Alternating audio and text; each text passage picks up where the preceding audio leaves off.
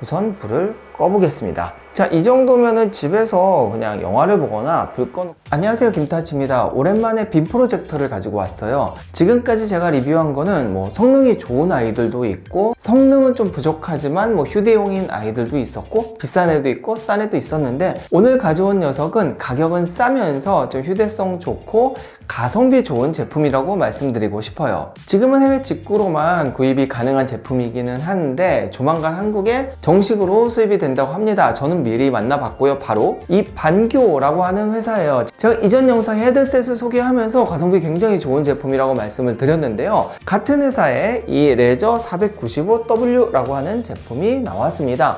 가격은 한 10만원 중반대가 되는데요. 빔치고는 굉장히 싸죠. 그러면 성능은 어떨지 같이 한번 보도록 하겠습니다. 자, 제가 미리 사용해 보느라고 언박싱은 좀 제외하고 구성품부터 한번 볼게요. 본체가 있고 설명서가 있습니다. 이게 직구임에도 불구하고 한글 설명서가 있어요. 제가 담당자에게 들은 바로는 한국에 조만간 정식으로 수입을 한다고 합니다. 한글 설명서입니다. 자, 이렇게 TV랑 연결하는 케이블 있고요. 그리고 이렇게 전원 케이블이 있어요. 어댑터는 따로 없이 바로 직결해서 연결하게 됩니다. 또한 저는 집에 많아서 얘는 사용 안 했는데 HDMI 케이블도 들어있고요. 그리고 이렇게 리모컨, 그리고 이렇게 청소 도구가 있는데요. 요거는 이제 나중에 청소할 때 사용해야 될 것 같아요. 구성품은 이게 끝이고 본체를 볼게요. 자, 우선 정면에서 봤을 때 이렇게 생겼습니다. 여기에 이렇게 렌즈 캡이 있어서 렌즈를 보호하고 있고, 전면에 이렇게 반교라고 써져 있습니다.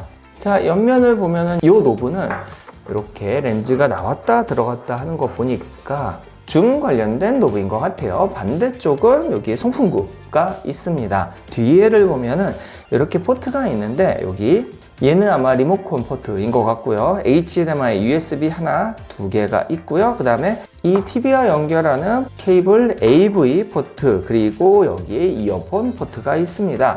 자세히 보면은 여기 키스톤이라고 적혀 있는데 이걸로 이제 키스톤 조절을 하는 것 같아요. 그리고 위쪽에 보면은 전원 위, 아래 양쪽, 그 다음에 OK 리턴 버튼도 있습니다. 얘는 어떻게 사용하는지 이따가 실제로 한번 사용할 때 한번 보겠습니다. 요 위쪽에 있는 거는 아마 이제 전원 LED인 것 같고요. 디자인은 굉장히 예쁘고 조그매요. 딱 손바닥 정도? 손바닥보다 조금 크네요. 제가 손이 작으니까. 그 정도이고요. 무게도 굉장히 가볍습니다. 실제로 성능을 봐야 좋은지 안 좋은지 알 수 있을 것 같아요. 언박싱은 여기까지.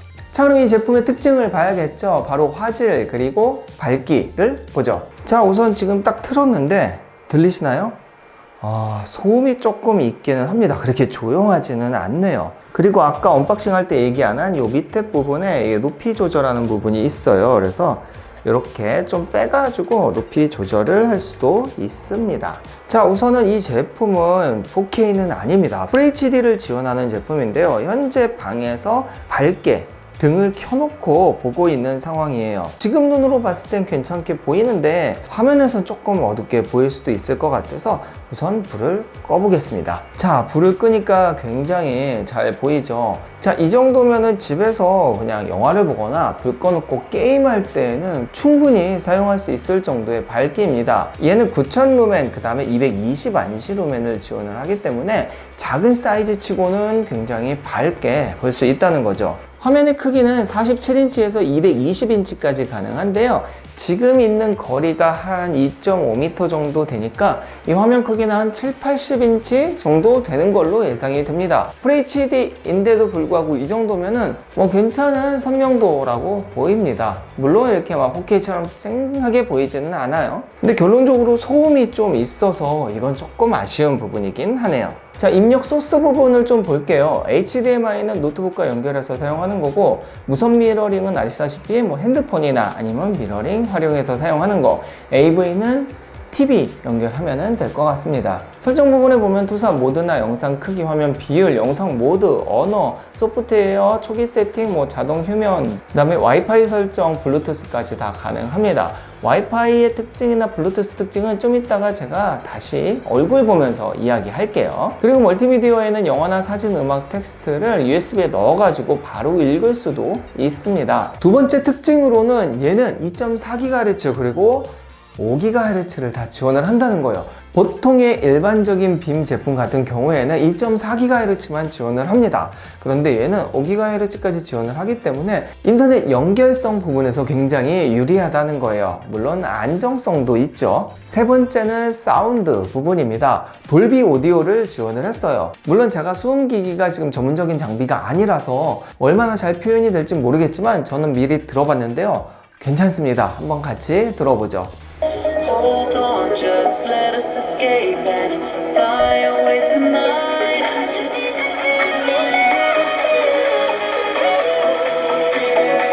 자, 마이크로 표현하기는 좀 애매하기는 한데 사운드는 생각보다 괜찮습니다. 돌비 사운드 요건 합격이에요. 자, 네 번째는 블루투스 이야기인데요. 블루투스 5.1을 지원을 합니다. 역시 끊기지 않는 안정성이나 아니면 거리 같은 부분이 굉장히 유리한 블루투스 5죠.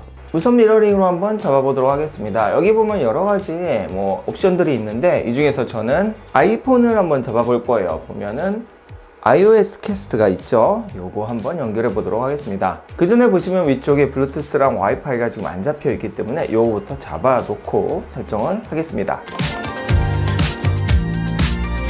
자, 블루투스 같은 경우에는 소리만 전달을 하기 때문에 이렇게 이어폰이나 스피커를 이용해서 사용할 수 있죠. 사운드가 부족할 때 이렇게 무선으로 연결해서 사용할 수 있다는 점 좋습니다. 자, 그러면은 iOS 한번 연결해 보도록 할게요. 자, 이렇게 연결을 하게 되면 되고요. 설명이 나와 있는 대로 우선 미러링 기능을 활성화를 하고 레저 495W라고 나와 있죠. 요거를 눌러 줍니다. 자, 그럼 이렇게 뜨게 되는데요. 지금 새로우니까 가로로도 잘 나오나 한번 보도록 하겠습니다. 제 채널에 들어가서 한번 영상을 가로로 틀어 보겠습니다. 보시면은 서로 딜레이 없이 굉장히 연결이 잘 되죠. 유선뿐만 아니라 무선에서 화질도 괜찮고 쓸만하네요. 자, 지금까지 기본적인 이론들을 이야기했다면은 이제 좀 중요한 기능인데요. 바로 키스톤 기능입니다. 키스톤 같은 경우에는 고가의 제품에 많이 들어가 있어요. 그러니까 저렴한 제품 중에 키스톤 들어가 있는 게 많이 없는데 얘는 키스톤이 들어가 있습니다. 플러스 마이너스 15도까지 가능하다고 하는데요. 한번 보죠. 키스톤 같은 경우에는 이 버튼을 이렇게 돌리게 되는데요. 이렇게 돌리면은 이렇게 올라가고 이렇게 내려가고 상하 15도까지만 가능하다고 하는데 이게 전자식이 아니고 이렇게 노브를 돌리는 거기 때문에 이게 빠르게 설정을 할 수가 있습니다. 이렇게 그래서 슉 해서 수평이 잡아지면은 바로 꺼주면 되죠. 이게 전자식으로 버튼 누르는 것보다 훨씬 수평 맞추기가 편한 것 같아요. 바로바로 맞출 수가 있죠. 그 외 스펙 등의 특징을 보면 우선 램프 시간이 굉장히 길어요. 보통 2만 시간, 3만 시간, 5만 시간까지 고급 제품의 램프 수명이 있지만 얘는 10만 시간입니다. 그냥 쉽게 얘기하면 반영구적으로 고장나지 않으면 굉장히 오래 쓸 수 있다는 이야기고요. 무게 또한 1.4kg에 굉장히 가벼워요. 크기가 작기 때문에 굉장히 가볍고 물론 이제 배터리가 들어가지 않기 때문에 외부에서 쓸 수는 없지만 그래도 실내에서 왔다 갔다 하면서 쓰기 굉장히 유리한 무게입니다. 마지막으로 가격을 이야기해 봐야겠죠. 가격은 15만 9천 원, 그러니까 16만 원에 현재 직구를 할 수가 있습니다. 쿠팡이나 지마켓 등 오픈마켓에서 직접 구매를 할 수가 있고요. 배송비 다 포함이기 때문에 굉장히 싸요. 사실 20만원 미만의 220안시 루멘 그리고 키스톤이 되고 디자인 깔끔하고 기능이 이렇게 많은 제품이 그렇게 많지는 않습니다. 물론 이제 알리나 들어보지 못한 이런 메이커는 가끔 있기는 한데 과연 제대로 된 성능을 낼지는 사실 알 수가 없거든요. 근데 얘는 제가 직접 사용을 해봤기 때문에 여러 가지 성능을 봤을 때 가격은 가성비가 맞습니다. 자, 정리해 볼게요. 얘의 장점은 우선 가볍고 집에서 여기저기 많이 다닐 수 있으며 어두울 때 아까 봤듯이 굉장히 밝게 잘 활용이 가능합니다.